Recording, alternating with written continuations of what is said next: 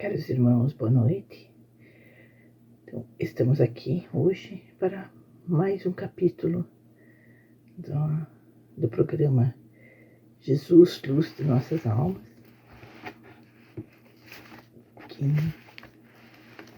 que é transmitido, né, aqui pela Messe de Amor. Nós primeiramente queremos agradecer o convite para fazer parte desse estudo que com certeza nos encanta, nos emociona. Uma mensagem maravilhosa. Falar de Jesus sempre toca o nosso coração profundamente. Então, mas antes de começarmos as nossas reflexões, convido todos a levarmos o nosso pensamento a Jesus e pedir a Deus, né?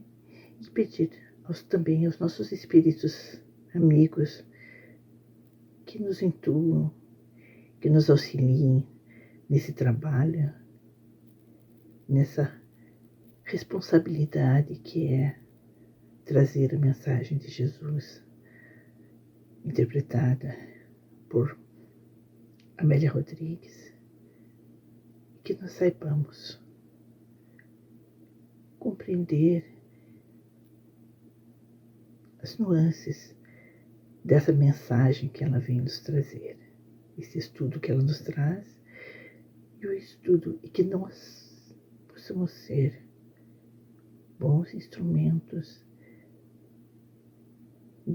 para transmitir o que compreendemos dessa mensagem.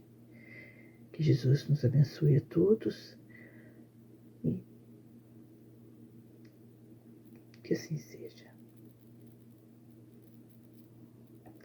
Bem, dentro dessa programação, estamos estudando, né, semanalmente, o livro Primícias do Reino,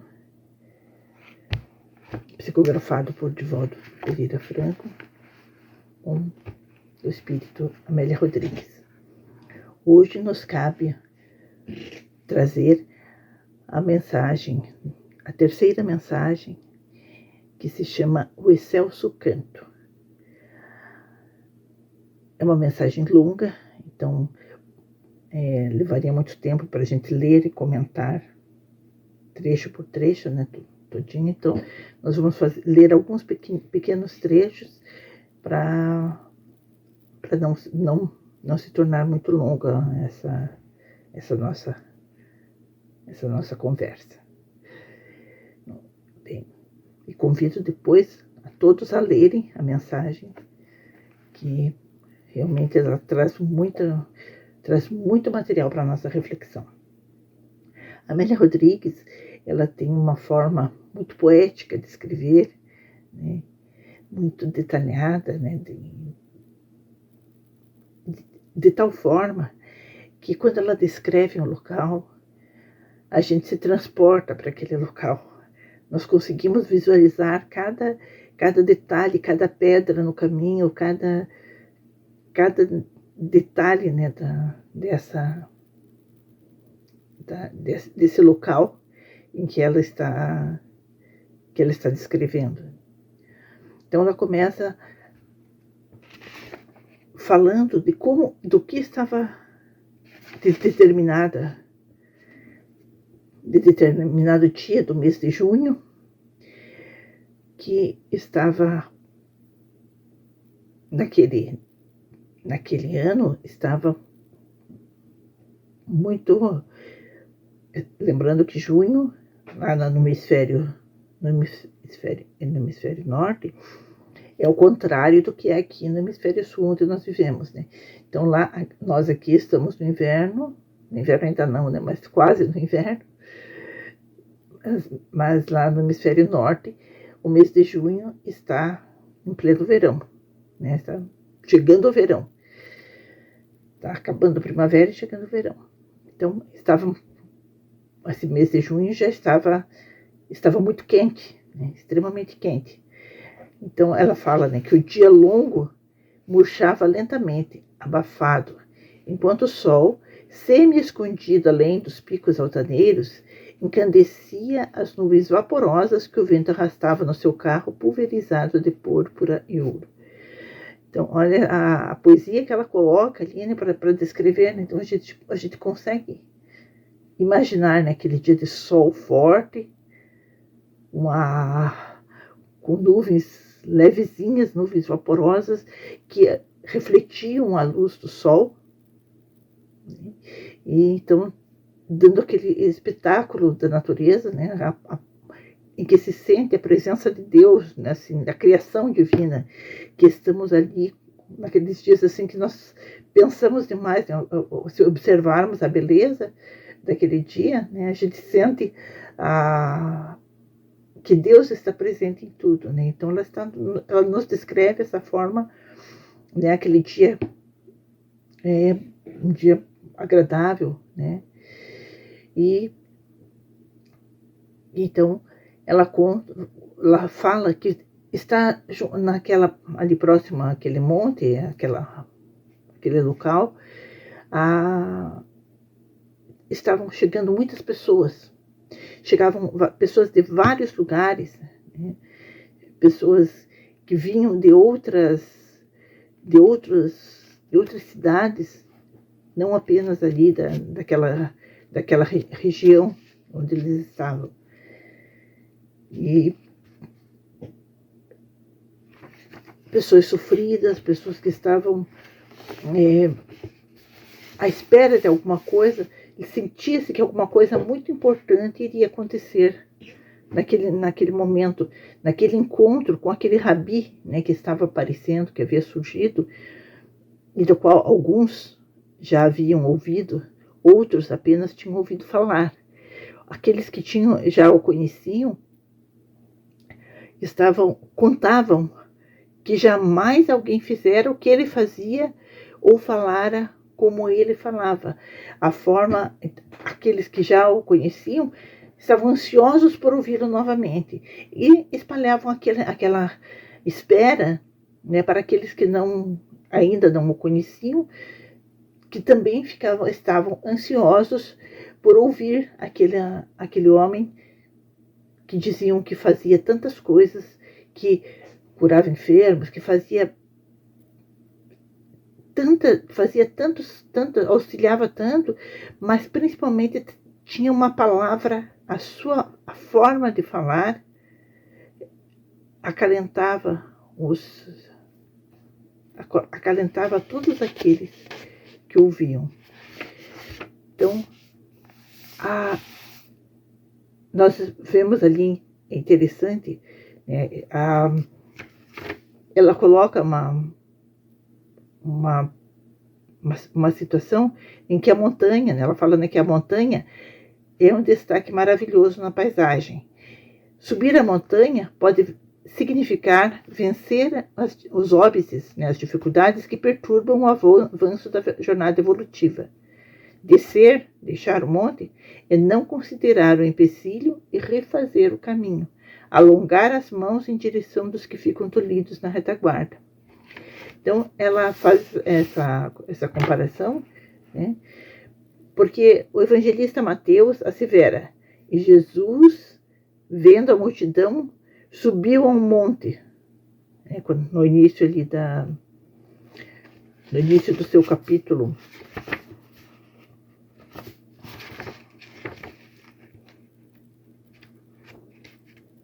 No início do capítulo 5, né? Em que ele fala a respeito do assunto que iria comentar, né? Enquanto que Lucas informa: e descendo com eles parou num lugar plano. Então, subir ou descer, não importa.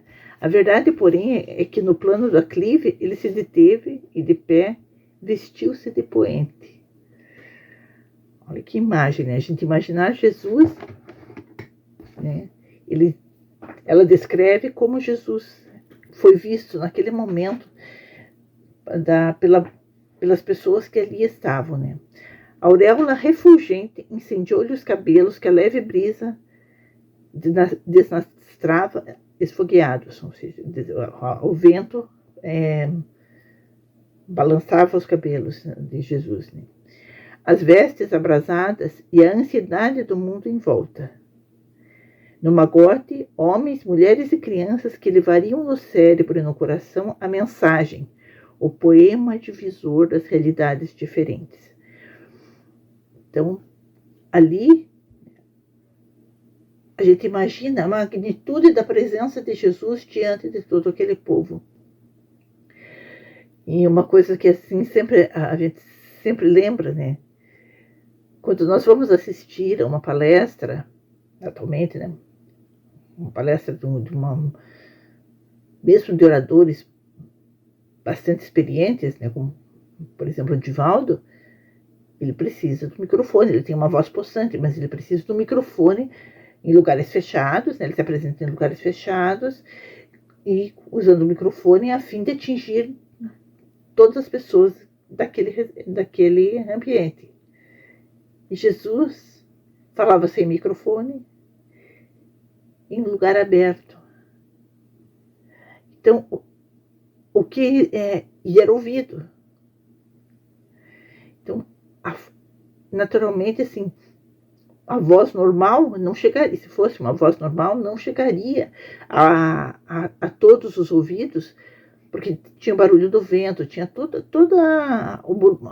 por mais silêncio, né, que acabasse aquele burburinho, né, aquelas conversas, né, paralelas,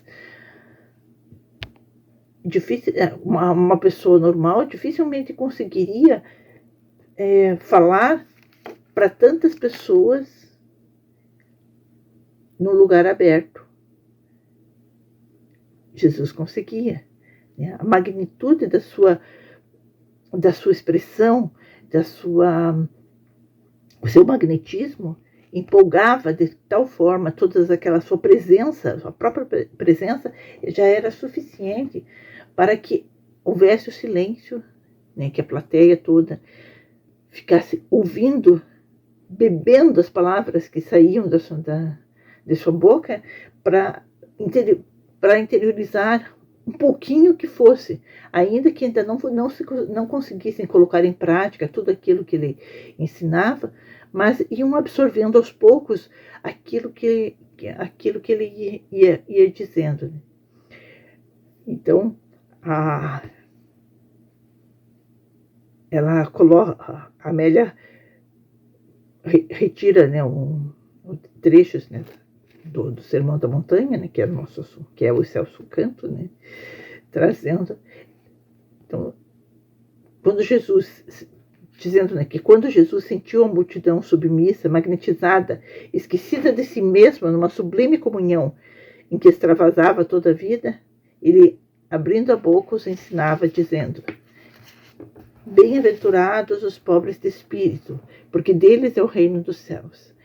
Né? Então, foram as bem-aventuranças em que ele trouxe, explicando a todas as pessoas que estavam ali, né, o que exatamente seria o que deveria ser feito, né, para se enquadrar na forma de encontrar esse reino dos céus. Então, os pobres de espíritos, né, os livres de posses e ambições, amantes da liberdade, pugnadores dos direitos alheios, idealistas, cultores da verdade, preparados para a verdade. Então, todos entreolhavam-se, sentindo-se o quanto desejavam ser realmente pobres de espírito. Continuando, ele fala: bem-aventurados os que choram, porque eles serão consolados. Quem ali nunca havia chorado? E trazendo a mensagem para nós: quem de nós nunca chorou?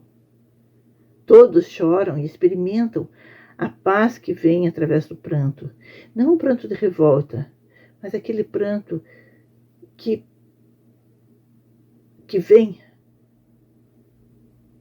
para descarregar aquela aquela, aquela dor, aquela tristeza que estejamos sentindo, sem entregarmos-nos totalmente a ela. E ela compara aqui, né, que assim como a chuva descarrega as nuvens e enriquece a terra, lava o lodo e vitaliza o pomar, a lágrima é presença divina. Quando alguém chora, a lei está justiçando, abrindo rotas de paz nas províncias do espírito para o futuro. O pranto, porém, não pode desatrelar os corcéis da rebeldia para as arrancadas da loucura, nem conduzir em caudal as ribanceiras do equilíbrio, qual riacho em tumulto semeando destruição e esgaivando as searas. Chorar é buscar Deus nas adustas regiões da soledade, a sós e junto a Ele, ignorado por todos e por Ele lembrado, sofrido em toda parte e escutado pelos seus ouvidos. Então, aquilo fica gravado nas mentes, ouvindo, serão consolados. A multidão está fascinada, cheia de esperança. E então, ele fala a terceira bem-aventurança. Bem-aventurados os mansos, porque eles herdarão a terra. Então, a terra sempre pertenceu aos poderosos, que aliciam a impiedade e a astúcia, e podem esmagar, tripudiando sobre os tímidos e brandos. Então, ali ele fala, né, que a brandura é a auréola da paz, amiga do equilíbrio. Os herdeiros da terra recebem na ensanguentada um oceano juncado de cadáveres, legatários também, todos eles do ódio e da repulsa dos dominados. Os brandos são os possuidores da terra que ninguém arrebata, do lar que ninguém corrompe, do país onde abundam os bens e as messes são fecundas. E aí, então, são os que herdarão a terra. Não estaria Jesus falando nesse momento a respeito desse momento de transição que estamos passando, para nos tornarmos um mundo de regeneração? Aqueles que herdarão a terra serão aqueles que agora, né, que permanecerão no mundo de regeneração, serão aqueles que, não ainda purificados, mas que têm aquele desejo de fazer o bem, que já não sentem o desejo de fazer o mal.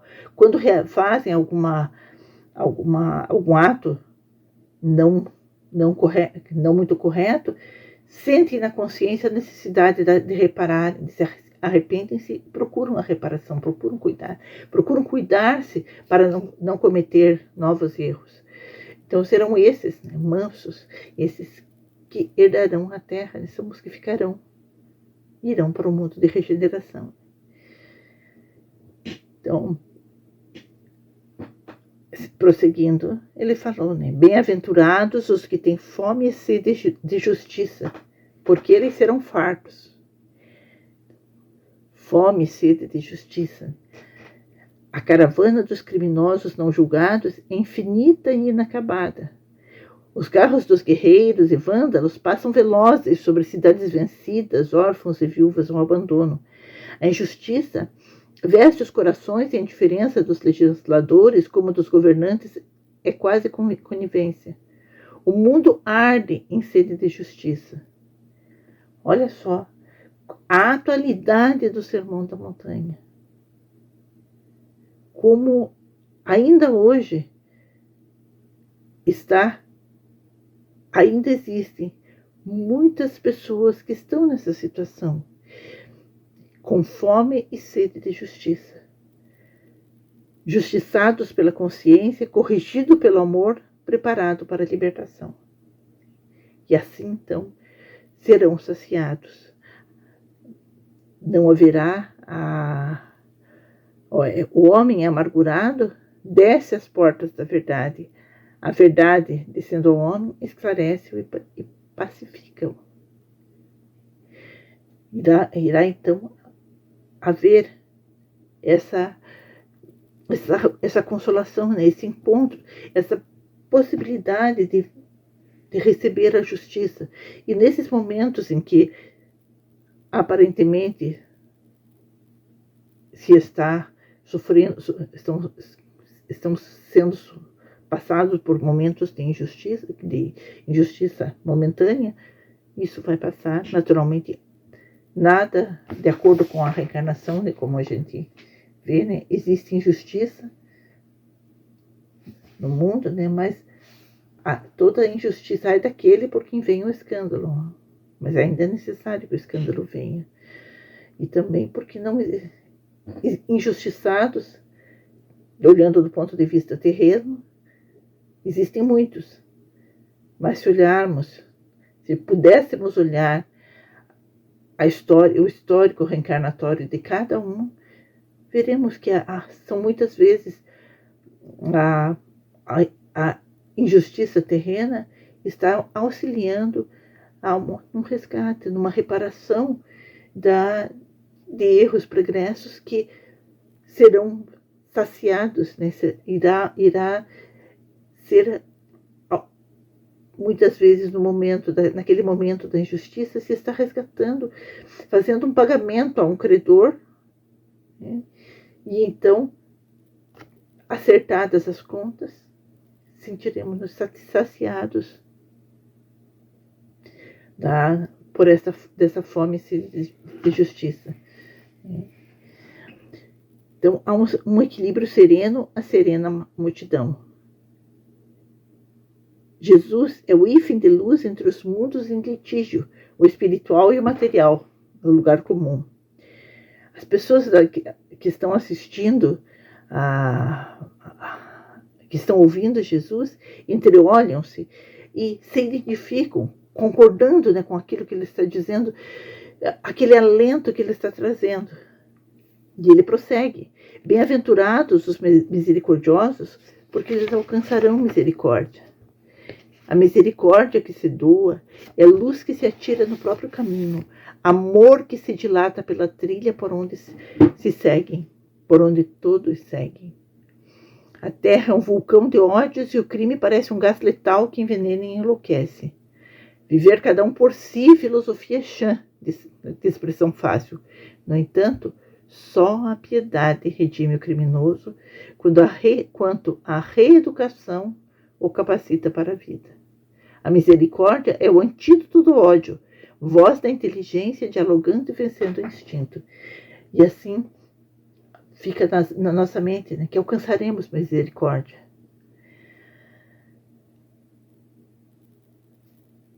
Jesus, mais uma vez, fala: bem-aventurados os limpos de coração, porque eles verão a Deus. Um delírio percorre a massa, assim, uma sensação emocionada, já não se podem deter as lágrimas. Limpar o coração, nascente dos sentimentos, para ver a Deus. Porque só mesmo um coração limpo, puro, conseguirá compreender o que é ver a Deus. No momento, né, ela coloca aqui, né, transcendência inatingível. Humanizá-lo para o órgão da vista registrar seria espezinhar a aspiração da perfeita identidade com ele.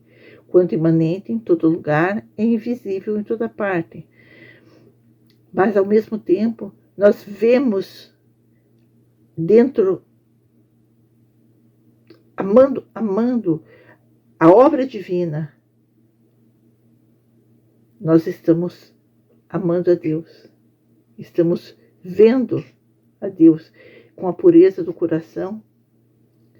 Estaremos nos capacitando a ver a Deus em todos os lugares, em todas as coisas,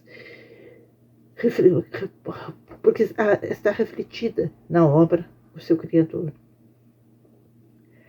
Bem-aventurados os pacificadores, porque eles serão chamados filhos de Deus. Há alguma coisa mais linda do que pacificar, trazer a paz num momento de convulsão, brandura É a coragem de enfrentar o forte sem o temer, submeter-se sem ceder ao império da força, dominar a ira e vencer-se para pacificar. Quantas vezes o mestre fora de energia sem limite ante a hipocrisia e a maldade, conservando austeridade sem violência e firmeza de ação nas mesclas do ódio, vigor, não dureza, força moral, não desequilíbrio emocional, expor sem impor, clarear as mentes sem as subornar ou submeter, conduzir sem escravizar. Então, só é possível, né, ser um pacificador trazendo a paz no próprio coração.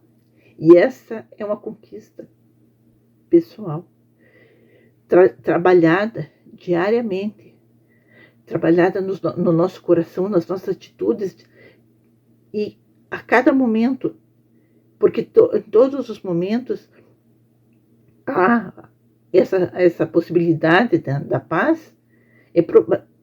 Nós passamos pela provação quando passamos, né, pelas provações, nós temos que manter a paz. Então são situações em que se realmente desejamos ser pacificadores, desejamos trazer a paz dentro do nosso coração, temos que trabalhar essa paz em todos os momentos da nossa vida, mesmo naqueles momentos em que nos sentimos atacados, o desejo do revide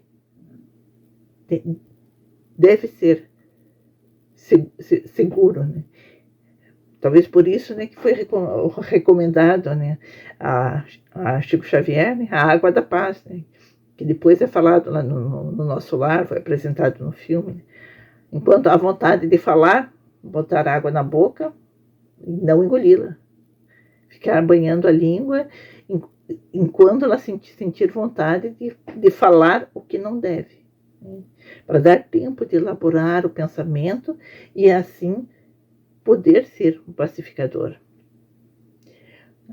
Bem-aventurados os que sofrem perseguição por causa da justiça, porque deles é o reino dos céus. Então, a aventura não é doação gratuita, como a paz não se revela a dor no vão.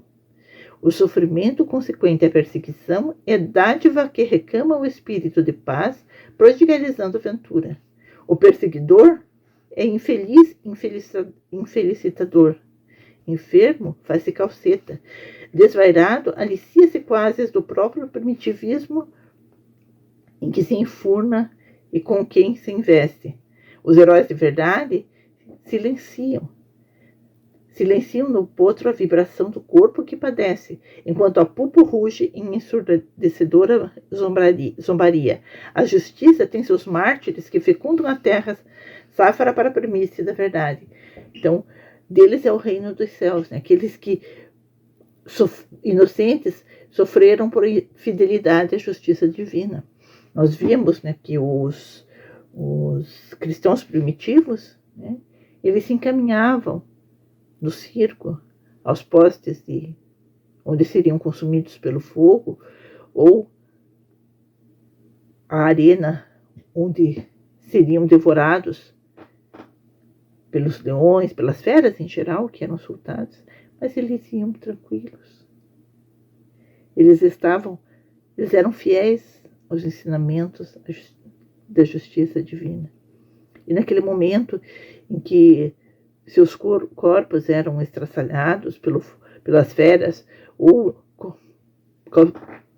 queimados pelo fogo, eles se libertavam em espírito de forma maravilhosa, de forma tranquila, levando dentro de si a certeza de que haviam cumprido com a sua missão até o fim, que era justamente essa, de mostrar a importância da divina justiça, de se entregar à divina justiça, de aceitar aquilo que é imposto, aquilo que é imposto pela própria vida, como nós vimos tantas coisas pelas quais passamos durante a nossa existência, né? E sempre lembrar que situações pelas quais, e situações inesperadas que surgem, estão ali para a gente procurar compreender que nada é em vão, mesmo uma doença na família ou em nós mesmos. A aceitação de que tudo está de acordo, vamos fazer a aceitação sem a acomodação. Realizar, continuar fazendo tudo que está ao nosso alcance até a compreensão, né, com a compreensão total daquilo que está acontecendo. Então, todos ali que estavam ouvindo já estavam assim, né, com a respiração entrecortada, com a pulsação arritmada, a energia que estavam recebendo de Jesus naquele momento, né, mexia com os seus corações, com as suas emoções. Até ali, Jesus estava falando, bem-aventuradas serão aquelas pessoas que tinham essas características, né? Os mansos, pacificadores, os pobres de espíritos. Mas ele coloca agora, ele olha para aquela multidão, fazendo um gesto em que ele, como se estivesse abraçando a todos. Então ele fala, bem-aventurados sois vós, quando vos injuriarem e perseguirem, e mentindo disserem todo o mal contra vós, por minha causa. Exultai e alegrai-vos, porque grande é o vosso galardão nos céus, porque assim perseguiram os profetas que foram antes de vós. Assim, ele está colocando, né, que pode-se dar aos outros o direito de errarem, mas não se permitir errar. Procurar ser puro sem aparatos de extrema pureza. Mentindo, os agressores perseguirem. Tranquilo, o agredido permanece inatingível. A lama da mentira não enodoa ao penitente da pureza. Então, ele mostra a importância e a necessidade de todos se manterem dentro dessas acepções, né? Assim como ele já havia dito, que aqueles que tinham aquelas qualidades eram bem-aventurados, ali ele explica o que devemos fazer para sermos também bem-aventurados. Então, ele continua, né? Então, quando estando a serviço da causa, estendendo as distensões imensuráveis do amor, nós devemos que não nos recordam, né, que não devemos justificar os atos que as conveniências humanas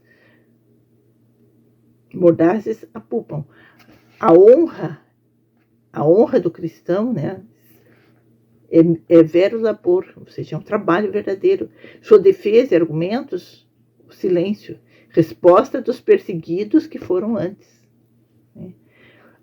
Enquanto conhecemos tantas histórias dos cristãos primitivos, né, de chegarem até a aceitarem aquela morte ignominiosa, né, exposta ao público, que as pessoas iam assistir como um espetáculo, como se fosse um espetáculo, né, a dilapidação das pessoas, né, mas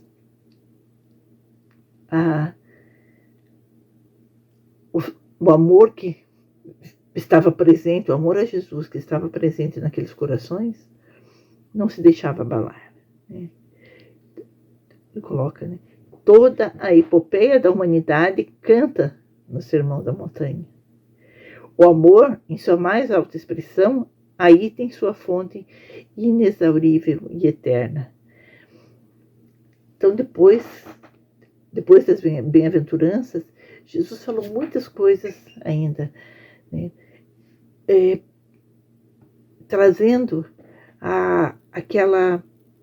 explicando valorizando cada pessoa, cada um de nós. Porque quando lemos, né, o Sermão do Monte, nós podemos sentir como se Jesus estivesse falando aquilo exatamente para nós, para que nós possamos buscar atingir.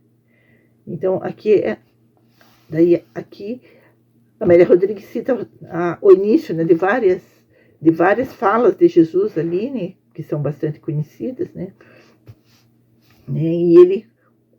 e para ver como ele valorizava as pessoas, momentos, né, em que ele estava valorizando a nós, seres humanos que estamos aqui, e nos momentos em que ele nos recomenda o que devemos fazer para atingirmos esse reino dos céus. Então, ali, ainda no Sermão do Monte, Jesus fala, né? Sois o sal da terra, sois a luz do mundo. E nos lembra, né? Não cuideis que eu vim destruir a lei. Ide, reconciliai-vos com o vosso irmão. Não cometais adultério, nem escandalizeis. Não jureis. Não resistais ao mal. Amai ao vosso próximo, aos vossos inimigos. Sede perfeitos. Orai assim, Pai nosso que estás nos céus. Foi o primeiro momento em que Jesus ensinou o Pai Nosso. Depois, em outra passagem, ele ensina aos discípulos, né? Quando eles pedem, né? Ensina-nos a orar. Eles tinham ouvido Jesus orar, porque lá na montanha ele ensinou, né? Orai assim. E então isso fez o Pai Nosso. E eles pediram que ele ensinasse eles a orar no momento em que estavam só os 12. Então, Jesus ali ensina novamente, né, a oração do Pai Nosso. Não ajunteis tesouros na terra. Ninguém pode servir a 2 senhores. Olhai os lírios dos campos e as aves dos céus. Buscai primeiro o reino dos céus e a sua justiça. Não julgueis. Pedi e dar-se-vos-á. Buscai e achareis.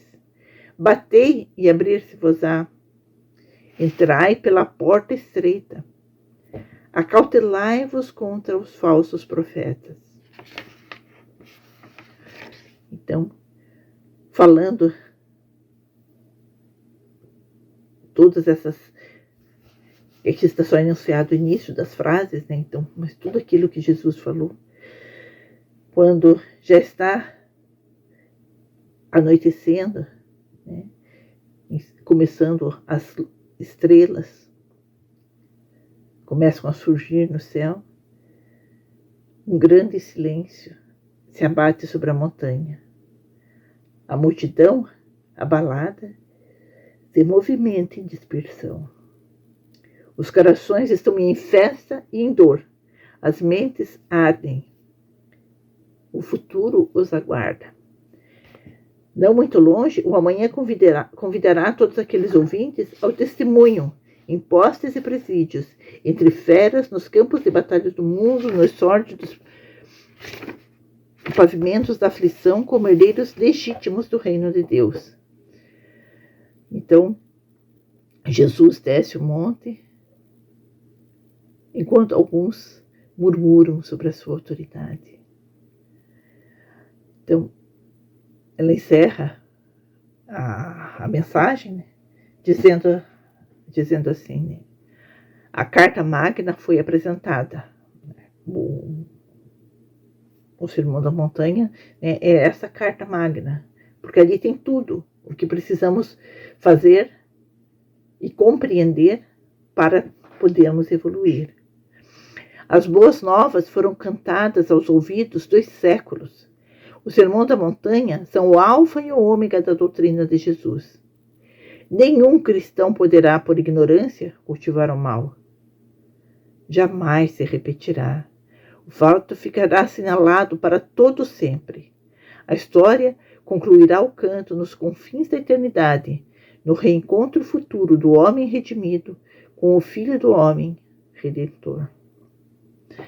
Então, aqui ela, com esses comentários feitos, né, a respeito do Sermão da Montanha, podemos lembrar também, né, a importância do Sermão do Monte, porque mesmo não Mahatma Gandhi, que não era cristão, é autor de uma célebre frase em que ele disse: se todos os livros da humanidade se perdessem e se só se salvasse o Sermão da Montanha, nada estaria perdido.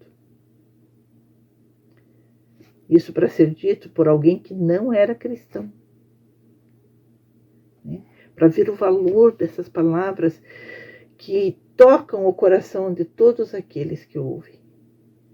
É impossível a gente ler o Sermão da Montanha, né? Conhecer o Sermão da Montanha como um todo, e não se emocionar, e não ter a vontade de fazer cada detalhezinho, seguir cada uma das recomendações do Mestre. Ainda que a gente não esteja com a evolução suficiente para fazer tudo, nós sempre vamos buscar fazer o máximo que pudermos. Como a Amélia Rodrigues colocou ali, nenhum cristão poderá cultivar o mal por ignorância. Né? Ou seja, nenhum cristão pode fazer o mal dizendo que não sabia que aquilo era errado. Até porque, como Kardec nos trouxe e nas leis morais, né, no livro dos Espíritos, a sua pergunta aos espíritos, né? Onde está escrito o reino dos céus? E a resposta, na consciência. Então, cada um de nós tem já essa certeza do bem e do mal. Se nos entregarmos ao mal, o fazemos por vontade própria. Ah, mas eu perdi a paciência, por isso que eu fiz isso. Por que perdeu a paciência? Né? Por que fez? Por que não, né? Isso, né, eu falo exatamente baseada nas minhas próprias experiências. Há pessoas que conseguem realizar muito mais, né, seguir muito mais a Jesus do que muitos de nós. Eu me incluo totalmente nisso, né, que ainda tenho muito a aprender. Mas é sempre a repetição faz com que internalize esse conhecimento, esse ensinamento. Então, nunca é demais lermos e ouvirmos falar sobre Jesus. Por isso que aí está a grandeza desse trabalho, desse louvável trabalho iniciado, né, pela Mestre de Amor, porque nós lendo e preparando, estudando para trazer para quem nos está ouvindo, estamos, né, ouvindo, é porque nós mesmos precisamos mais ainda recordar esses ensinamentos. E quando estamos falando, estamos assumindo esse compromisso, de nos esforçarmos cada vez mais, de lembrarmos sempre desse canto, desse poema maravilhoso falado por Jesus. Jesus foi o maior artista que a Terra recebeu. Ele foi o maior em tudo, inclusive na arte das palavras, de encontrar as palavras corretas para tocar cada coração. Isso é uma arte adquirida com a evolução. E todos nós que temos que desenvolver todas as qualidades, né? A sensibilidade, né, dessa arte que Jesus, a arte pura e sublime, que, no dizer de Leon Denis, é o que une a contemplação de Deus, né? O que nos mostra Deus através da contemplação. É o desenvolvimento da arte pura em nossos corações.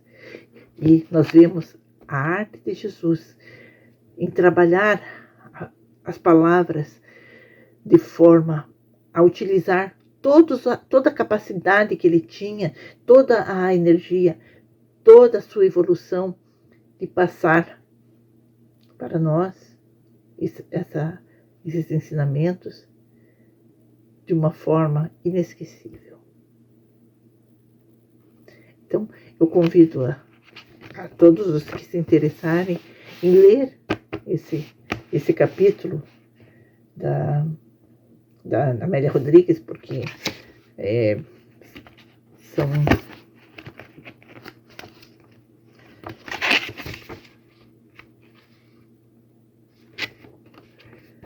muitas páginas, né? São 13 páginas.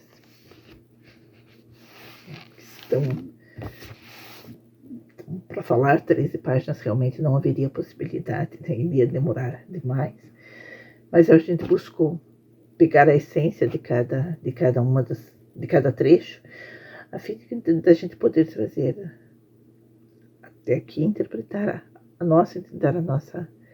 trazer aquilo que nós pudemos compreender a respeito dessa mensagem, mas que não substitui a leitura individual e a própria leitura do Sermão da Montanha, diretamente na Bíblia.